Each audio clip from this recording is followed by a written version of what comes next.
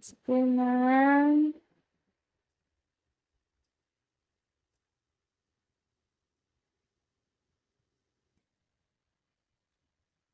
Sana po hindi na siya magsuka.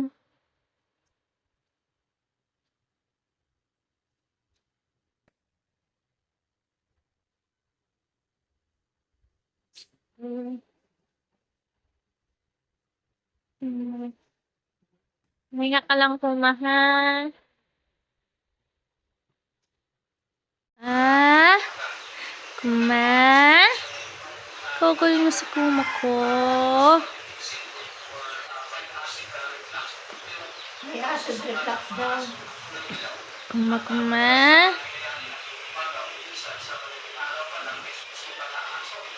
Paano lasa? Kuma.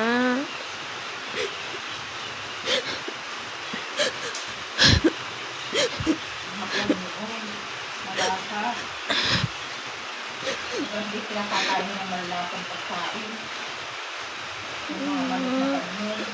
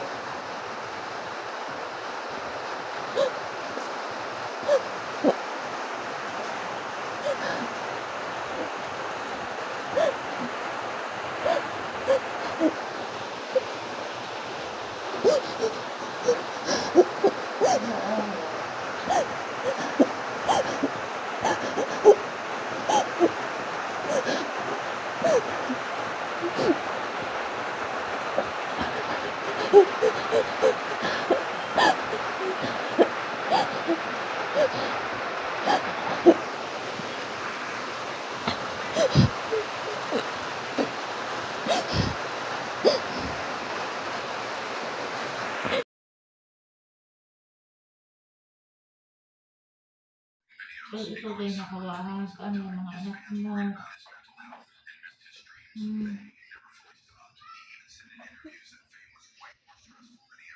Wow, ang mga anak mo, walang mga tititihan. Hindi nagkasakit. Yun guys, 3 araw nang may sakit si Kuma. Noong July 23, matamlay siya. Doon siya nagsimulang tumamlay and huminang kumain. Tas kahapon, nga, nag-start na siyang sumuka ng sumuka. Tas ngayon, medyo dumalang ng pagsuka niya. Kasi kahapon, every 1 hour sumusuka siya. Pero ngayon, parang hindi naman. And nakakainom na rin siya ng tubig nang hindi pinipilit. Hindi pa nga lang siya kumakain ng mga pagkain soft foods. Hindi pa niya kaya. So, tubig na lang muna at saka yung dextrose powder. Sana magpatuloy sa pag-recover naman ang aking kumachi. Kuma.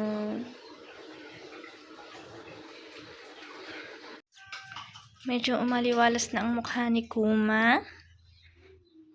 And umiinom na rin nga talaga siya ng tubig. Ang lakas niya uminom ng tubig. Nakakatawa.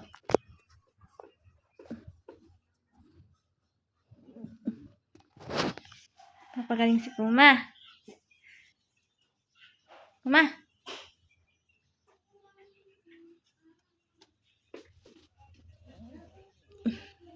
Susas nahiga na uli.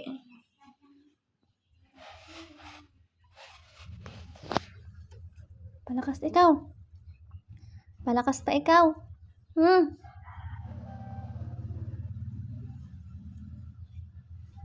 Hindi ka naman natai eh. So, hello guys. Update po sa aking aso. Ito po siya. Medyo iba-iba na. Nakakalabas na rin po siya ng sarili niya. Kapag sumusuka siya, lumalabas siya ng bahay.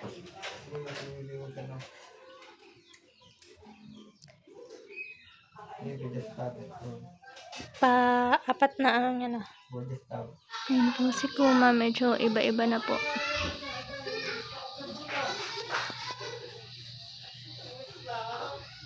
Pero nagsusuka-suka pa rin siya.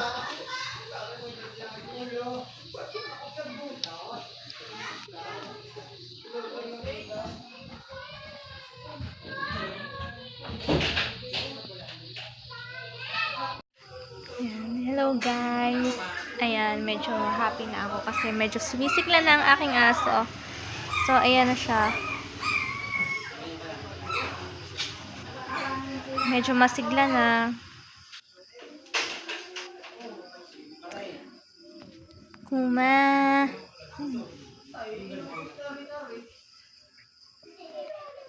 Ayan guys, sobrang happy. Nakakatuwa naman. Ang ginamot ko lang sa kanya is, ginagamot namin is yung dextrose nga, at saka yung ano, tsaka yung asukal talaga. The best talaga yung asukal talaga. Doon talaga siya dumalang yung pagsuka niya. Kung dati, kada isang oras, sumusuka siya. Ngayon, umaabot ng 2 to 6 hours ang pagsuka, ang interval ng suka niya. Ayan, happy ko ma.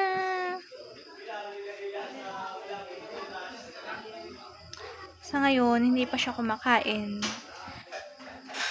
Binibigyan ko lang siya ng Cerelac.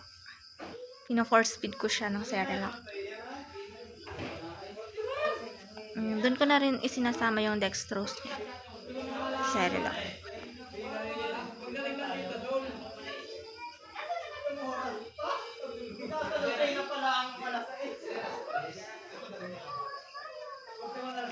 Yan, I'm so happy.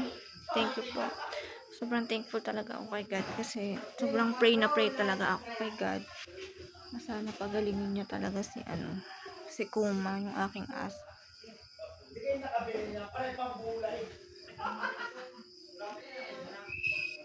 Love.